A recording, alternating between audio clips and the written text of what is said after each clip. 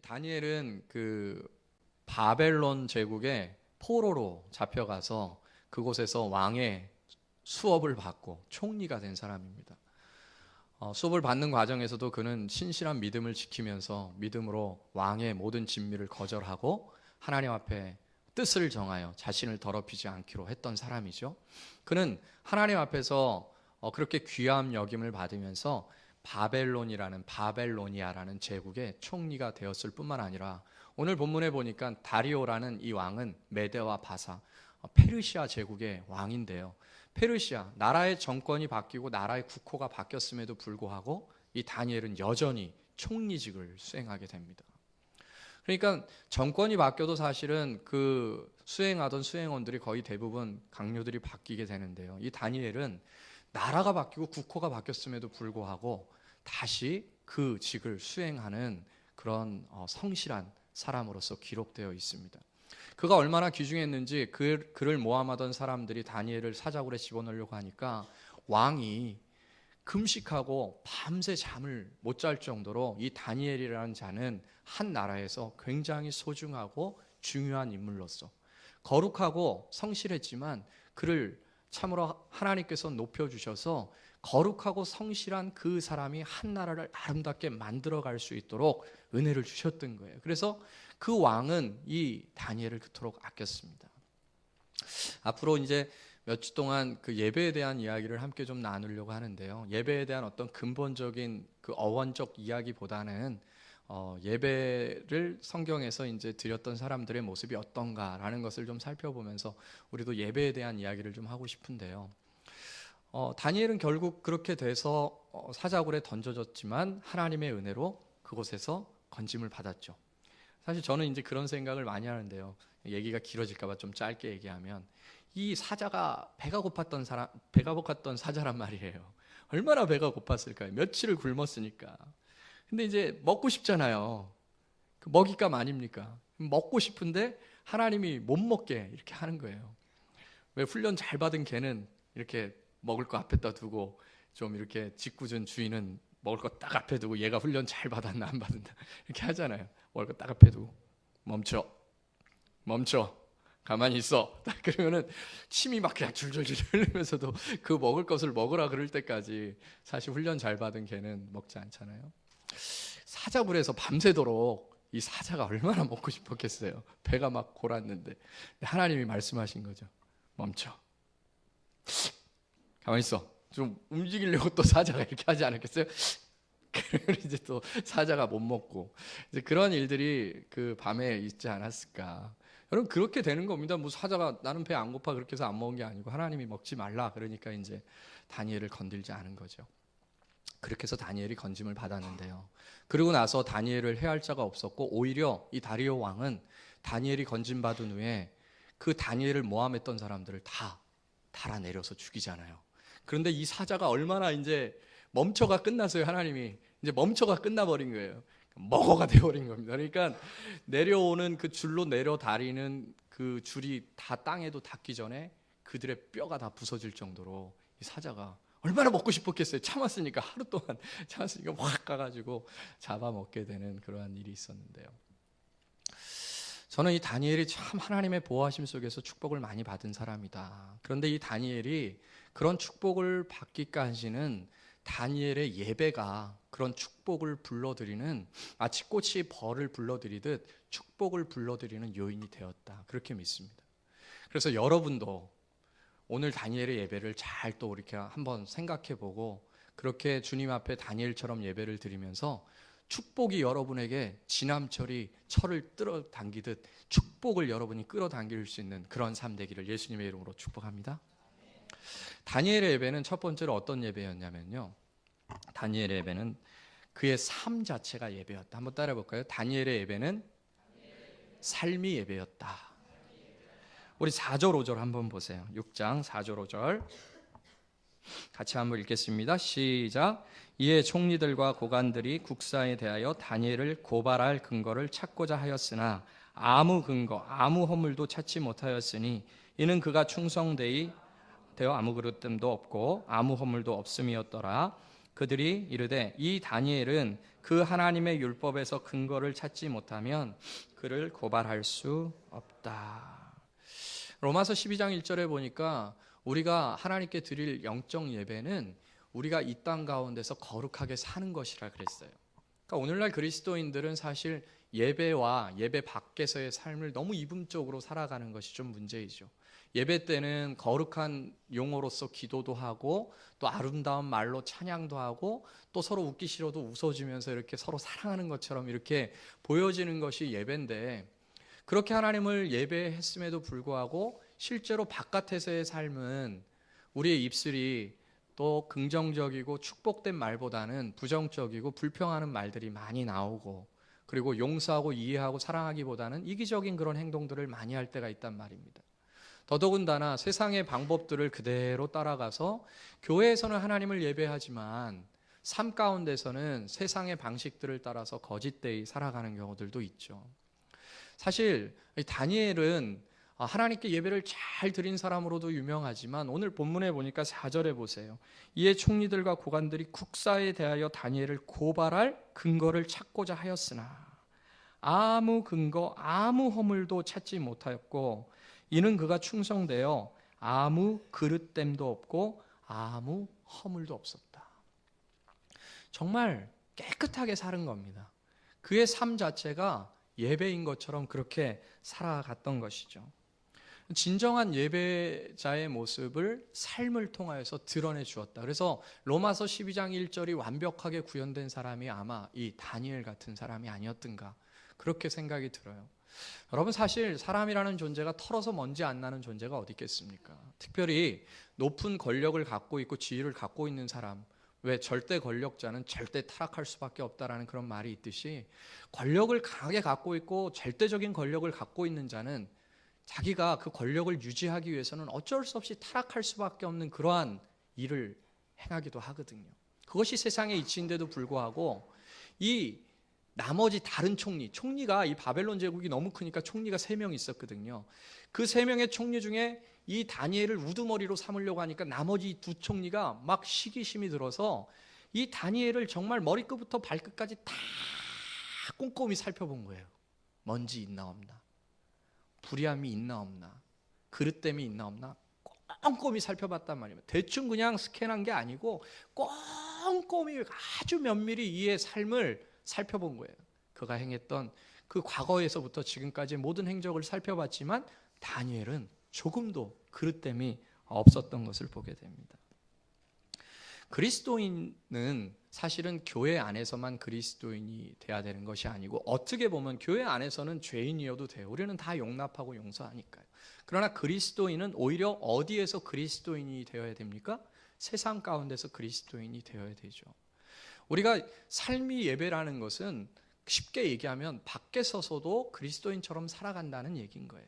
밖에서도 내가 그리스도인답게 살아가는 것, 그것이 바로 삶이 예배인 모습인 것이고 다니엘은 그런 모습이었다는 것이죠. 여러분, 그리스도인이라는 단어를 우리가 이제 성도라는 단어도 쓰잖아요. 성도님. 성도가 이제 영어로는 saint라고 하고, 그리고 이것을 히브리어로 이야기하면 카도시라는 단어를 씁니다. 카도시라는 단어는 이제 거룩하다는 뜻인데요. 그 카도시라는 단어, 성도라는 것도 거룩한 사람이란 뜻이잖아요. 근데 이 카도시라는 단어가 좀 더 어떻게 부연 설명이 되어 있냐면 하나님을 예배하기 위해서 거룩하게 분류한 것, 그것이 카도시예요. 그러니까 하나님을 예배하기 위해서 거룩하게 분류해 놓은 사람들이 성도라는 것이에요. 성도. 우리는 다 성도입니다. 집사님도 있고 권사님도 있고 장로님도 있고 뭐 평신도도 있지만 사실 우리 모두에게 공용적으로 붙는 그 직분은 성도님이죠. 카도시입니다. 이것은 하나님께서 우리로 하여금 예배하기 위해서 거룩하게 분류해 놓은 사람이라는 뜻이에요. 그런데 그 예배라는 것이 단순히 교회 가운데서 국한돼서 너희들은 세상에서는 세상대로 살지만 교회 가운데 와서는 카도시로 살아라는 말씀이 아니라 우리의 삶 자체가 세상 가운데서 카도시처럼 그렇게 성도처럼 살아내라고 우리를 불러주신 것이죠. 여러분, 믿지 않는 자보다 훨씬 더 도덕적으로 살아야 되는 것이 기독교의 목표는 아닙니다. 다시 말해서 기독교의 목적은 도덕주의는 아니에요. 기독교의 최고의 목적은 좀 더 깨끗하고 거룩하게 사는 것이 목표는 아니란 말입니다. 기독교의 목표는 예수 그리스도를 증거하는 것이고 예수 그리스도 안에서 거듭난 삶을 사는 것, 그것이 기독교의 목표죠. 그러나 그리스도인들은 거룩하고 더 도덕적인 삶을 사는 것이 목표는 아니지만 그리스도인이라면 그렇게 살아내야 되는 것이고 그렇게 살아갈 수밖에 없는 존재가 바로 그리스도인이라는 것이죠. 그래서 저는 이렇게 생각합니다. 우리가 이제 일상에 사는 삶의 순간순간들 있잖아요. 그런 순간순간들을 우리 예배의 순서라고 생각하는 거예요. 순간순간에 그런 그 순간들을 우리가 예배 때 뭐 찬양도 하고 기도도 하고 말씀도 듣고 그런 순서들로 이럴 때는 또 이렇게 예배를 드려야 되겠다. 세상 사람들을 만날 때 그런 사람들을 교회 가운데서 새신자 대하듯 새신자 섬기듯 그렇게 세상 사람들이 나의 새신자다라고 생각하고 그렇게 계속 섬겨가는 거예요. 그러니까 모든 순간들을 소중하게 여기는 거죠. 예배를 드리는 순서처럼 모든 사람들을 소중하게 여기는 거예요. 교회 처음 온 사람들을 잘 품어주듯 받아주듯 그렇게 그런 마음으로 우리가 세상을 살아간다면 다니엘같이 우리도 살아갈 수 있는 것이고 다니엘의 그런 삶의 예배의 모습이 결국 정권이 바뀌었음에도 불구하고 그에게서 조금도 불의를 찾을 수가 없고 오히려 그가 한 나라를 유익하게 하는 정말 중요한 인물, 정말 소중한 인물로서 보호하고 싶은 그런 사람이 될 수 있다. 그런 사람은 바로 삶이 예배인 사람이 그런 것이 가능한 것이다. 우리 새빛교회의 모든 성도들, 카도시들은 삶이 예배가 될 수 있기를 주님의 이름으로 축복합니다. 두 번째로요, 이 다니엘의 예배는 그렇게 깨끗하고 정직하고 도덕적인 삶을 살았을 뿐만 아니라요, 실제로 다니엘이 하나님과의 관계 속에서 예배는 의리를 지키는 예배였습니다. 그래서 저는 이것을 의리 예배라고 한번 제 나름대로 정해봤어요. 다니엘의 예배는 의리 예배다. 한번 따라해 봅시다. 다니엘의 예배는 의리 예배다. 그렇죠. 다니엘은 하나님과 의리를 지키는 예배를 드렸어요. 의리하면 여러분 어떤 그 느낌 드세요? 제가 예전에 이제 의리라는 단어를 그 영어 단어로 뭐라고 해야 되나 이렇게 한번 좀 찾아봤는데 어떤 글에 이렇게 써 있더라고요. 영어를 잘하는 그런 사람의 표현에 의리라는 단어를 정확하게 번역할 수 있는 영어 단어는 없다. 맞습니까? 의리 영어로 뭡니까? 네? 네. 못하잖아요. 의리. 의리는 이제 한국적 정서가 더 강하게 담겨져 있는 그런 의미의 단어인 것 같아요. 뭔가 끈끈하고 뭔가 불의에 이렇게 맞서고 그리고 뭔가 관계를 위해서라면 모든 것을 포기할 수 있는 그게 의리입니다. 의리가 있어야 되는 거예요, 사람은. 그래서 저희가 이 의리라는 것이 사실 굉장히 광범위하게 쓰이거든요. 저희 집은 이제 그 5식구인데요. 저희 지금 제 아이들 말고 저희 본가가 이제 저희 아버님, 어머님 그리고 저희 형, 누나, 제가 막내입니다. 막내 티가 좀 나나요? 제가 철없게 할 때는 여러분 이해하세요. 막내라서 어쩔 수 없구나. 크게 우리 송은진 자매가 네 그랬는데 예. 근데 이제 가끔 저희 그 5식구가 성향이 좀 달라요.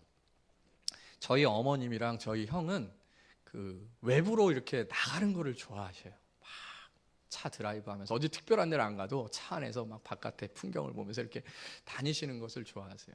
근데 저와 저희 아버님은 집에 있는 걸 좋아하세요. 나가는 거를 싫어해요.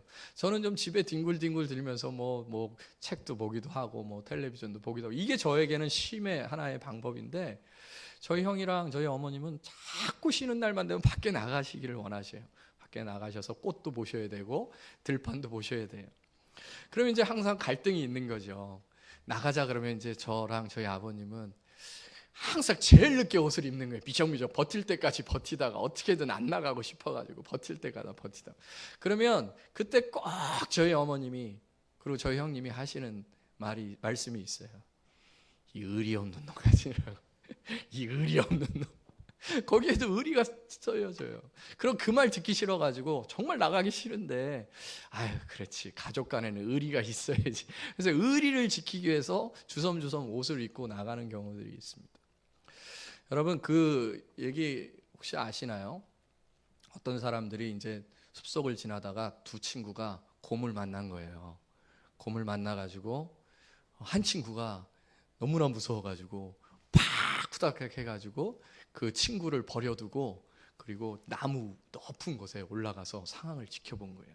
그때 곰이 이제 나무 그 친구를 막 달려들 것 같아서 이 친구가 쓰러졌죠. 너무 놀래가지고 쓰러져 있었어요. 그랬더니 그 곰이 이 친구를 잡아먹을 줄 알았더니 곰이 그 친구 귓속에다가 뭐라고 하고 갔죠.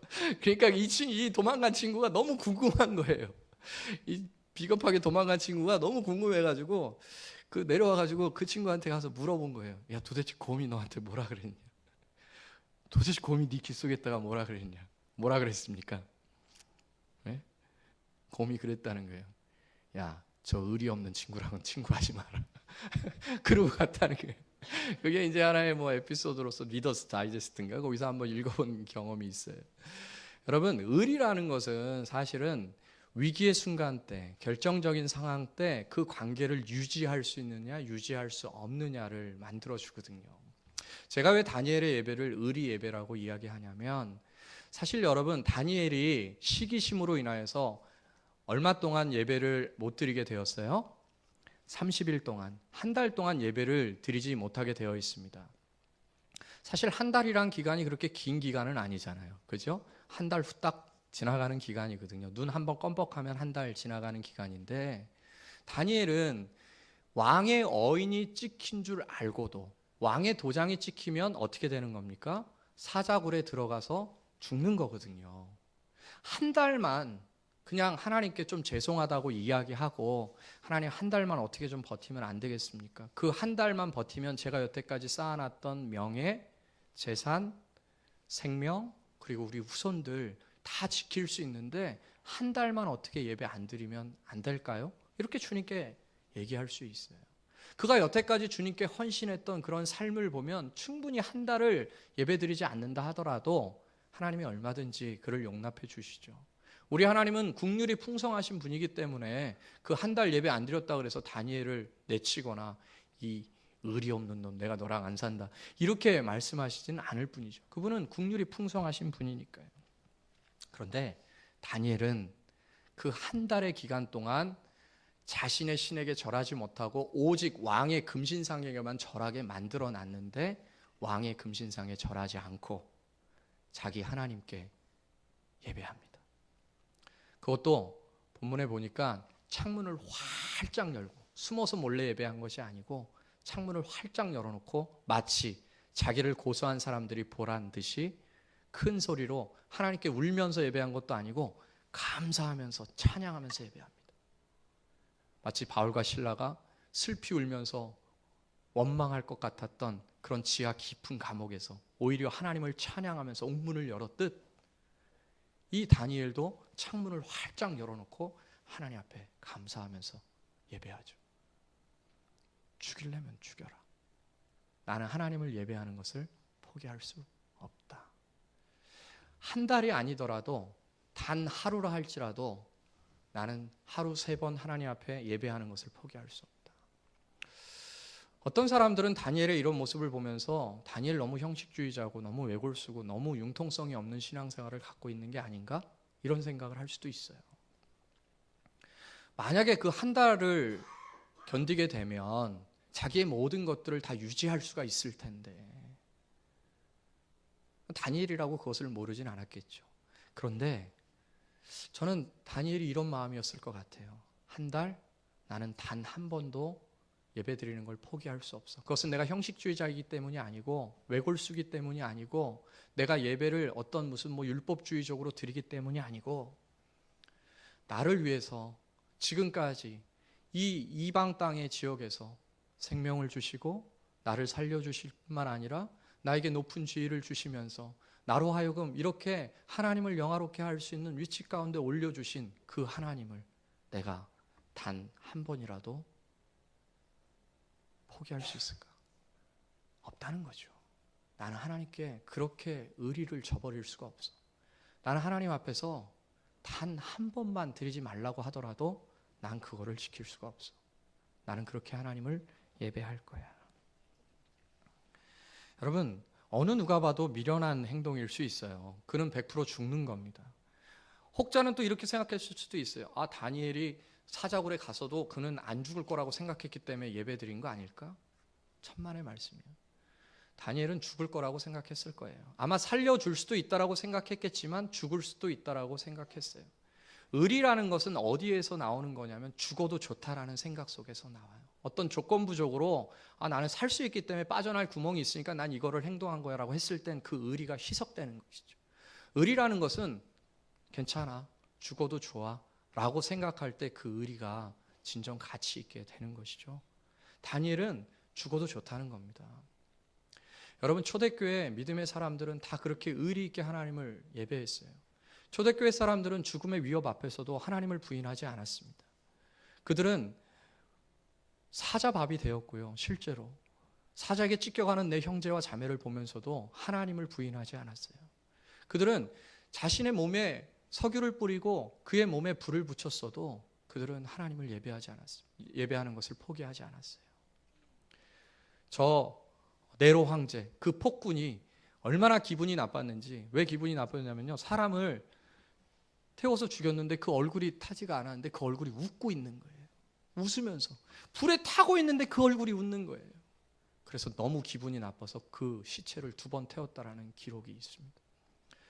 하나님 앞에서 죽음의 위협이 있지만 하나님이 내게 베풀어 주신 은혜, 하나님이 내게 주신 그 은혜를 생각할 때 내가 어찌 이 예배를 소홀히 할 수 있겠는가? 다니엘은 그렇게 하나님을 섬겼던 자예요. 그러니까 하나님께서 다니엘을 포기할 수가 없는 겁니다. 다니엘에게 복을 주시지 않을래야 주시지 않을 수가 없었던 것이죠. 의리가 대가를 바라는 것이 있다면 저는 그것이 단 하나라고 봐요. 내가 이 의리를 지키면 하나님이 나에게 복을 주시겠지는 아니에요. 내가 이 의리를 지키면 하나님이 나를 사자굴에서 건져주시겠지. 그것이 아닙니다. 의리를 지키는 사람의 심리 속에 들어있는 한 가지 보상이 있다면 그것이 무엇이냐면 상대방이 기뻐하면 되는 거예요. 내가 이 의리를 지켰을 때 상대방이 기뻐하겠지. 내가 이 의리를 지켰다는 것으로 인해서 저 사람이 나에 대한 믿음을 계속 갖고 있겠지. 다니엘은 하나님 앞에 기쁨을 드리고 싶었던 것이고 하나님 앞에 자신을 올려드리고 싶었던 거예요. 그래서 하나님께 무엇을 얻기 위해서 자신의 열심을 드러낸 것이 아니에요. 하나님께 무엇을 받기 위해서 자기의 목숨을 드린 게 아닙니다. 하나님을 기쁘시게 하기 위한 그 단 한 가지의 소원을 가지고 다니엘은 창문을 열고 큰 소리로 하나님을 예배하기 시작했던 것입니다. 그렇습니다. 여러분, 기독교의 신앙이라는 것은 의리 신앙이 되어야 된다. 할렐루야. 어떤 대가를 바라고 예수님을 믿는 것은 그것은 잘못된 것이에요. 이미 그분은 우리에게 모든 것을 주시지 않았습니까? 그분은 이미 먼저 우리에게 의리를 보이셨어요. 그분은 자신의 목숨을 바쳐서 우리를 사랑하신다는 증거를 보여주신 것이죠. 그렇기 때문에 우리가 하나님 앞에 어떠한 일들을 행할 때 작은 예배를 드린다 할지라도 내 30년, 50년, 100년의 예배 동안 하루에 3번을 예배를 드리면 얼마나 많은 예배를 드리겠어요.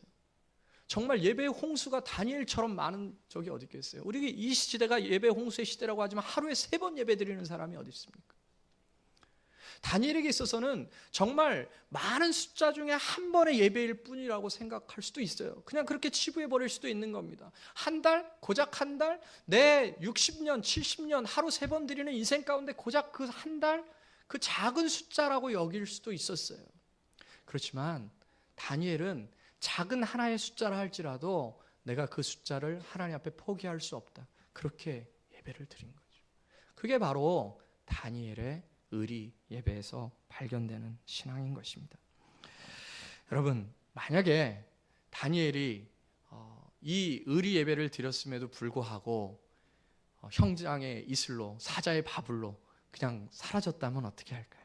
여러분, 만약에 이 기록이 다니엘이 사자의 이빨에 심하게 물려서 죽었다라는 기록으로 끝난다면 여러분은 다니엘처럼 예배를 드리기를 소원하실 겁니까? 아니면 야 그러다가 죽을지도 몰라 안 돼 그럼 난 안 드려 이렇게 하실 겁니까?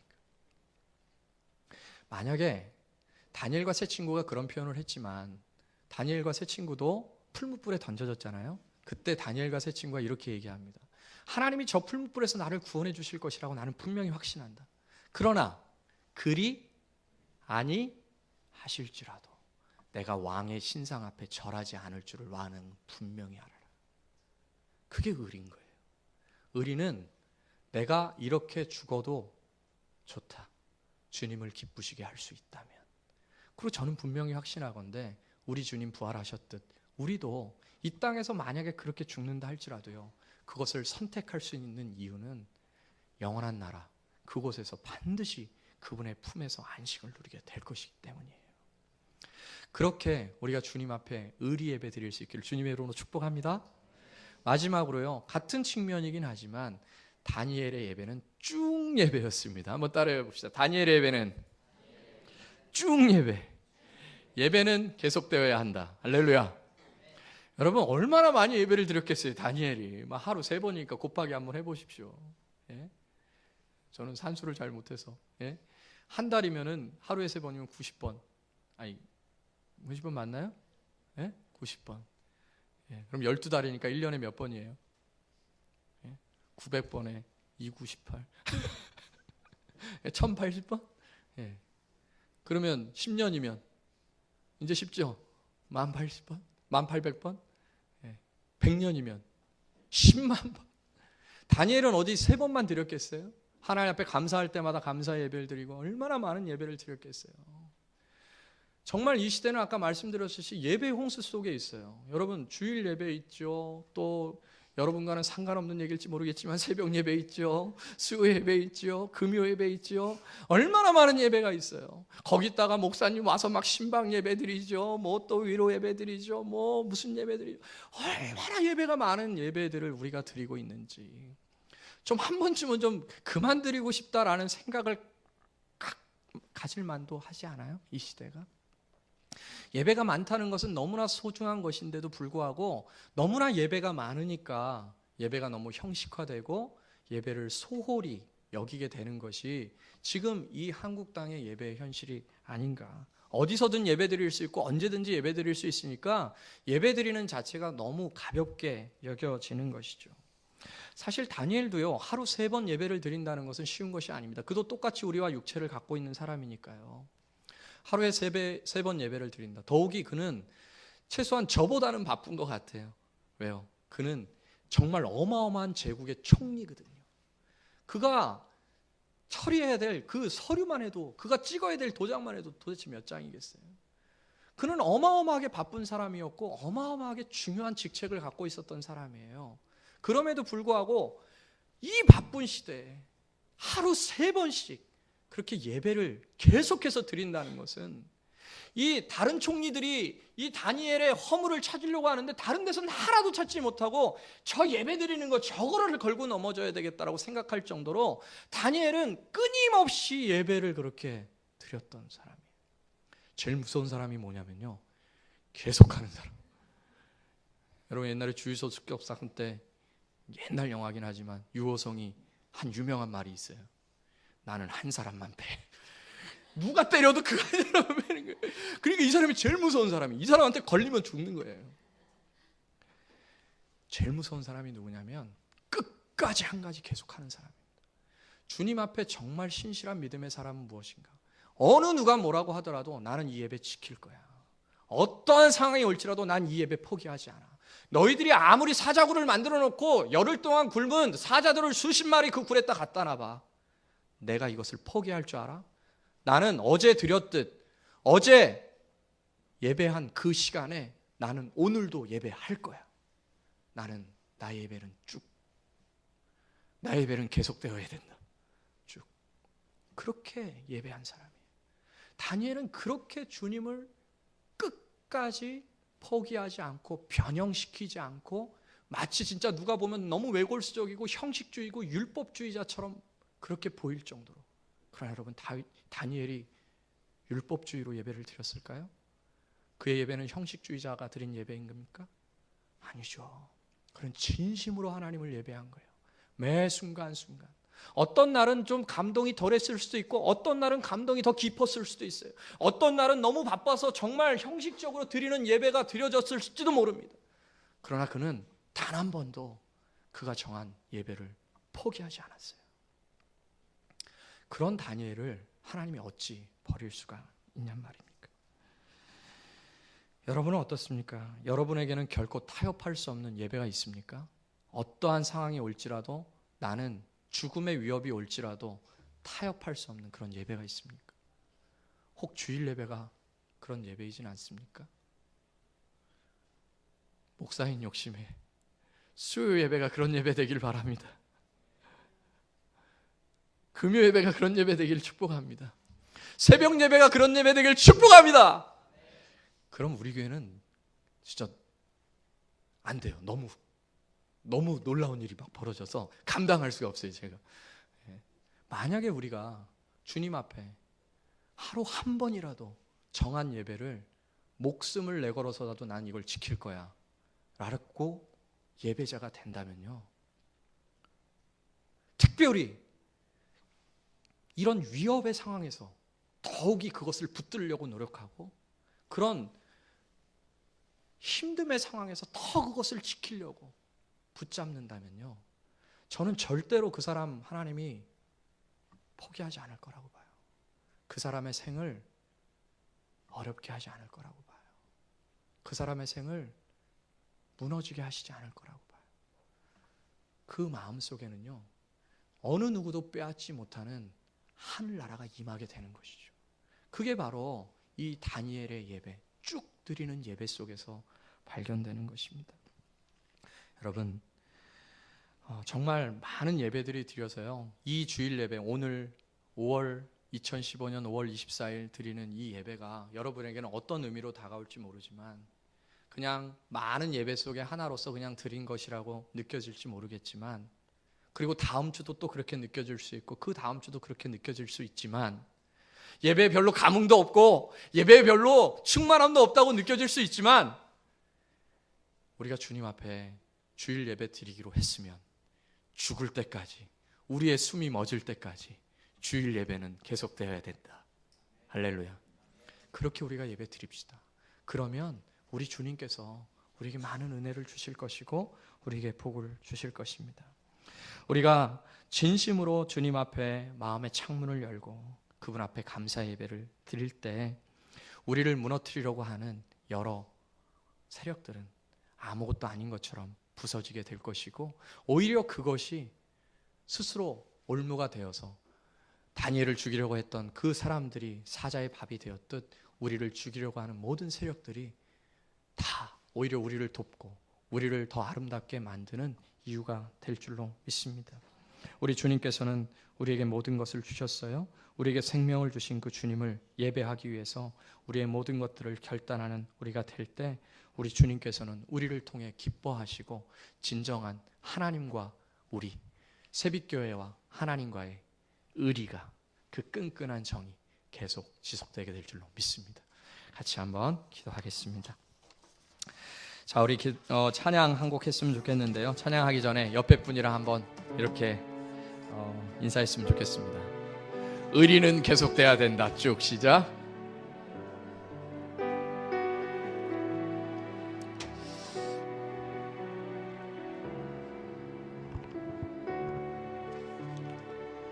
자, 우리 찬양 이 마이크 좀 켜주세요.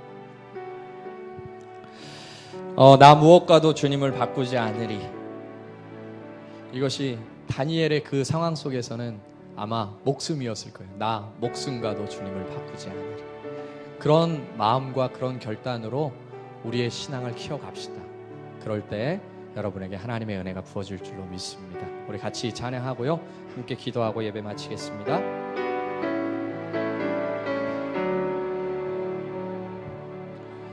나 무엇과도 주님을 바꾸지 않으리. 다른 어떤 은혜 구하지 않으리. 오직 주님만이 내 삶의 도움이시니 주의 얼굴 보기 원합니다. 주님 사랑해요. 주님 사랑해요.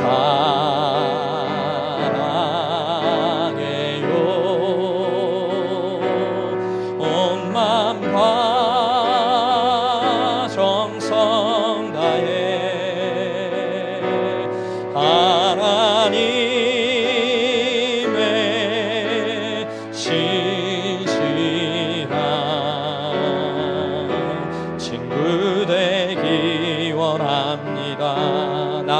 무엇과도 주님을 바꾸지 않으리. 나 무엇과도 주님을 바꾸지 않으리.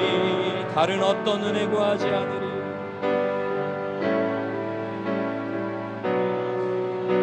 오직 주님만이 내 삶의 도움이시니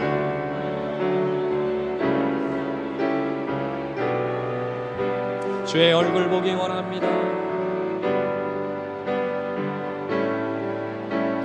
우리 주님께 고백합시다. 주님 사랑합니다. 주님 사랑해요.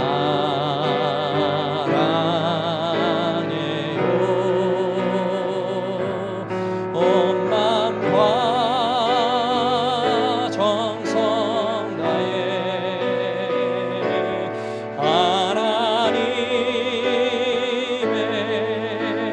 신실한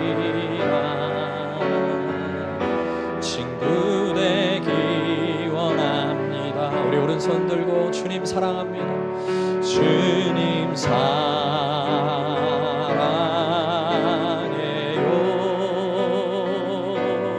온 마음과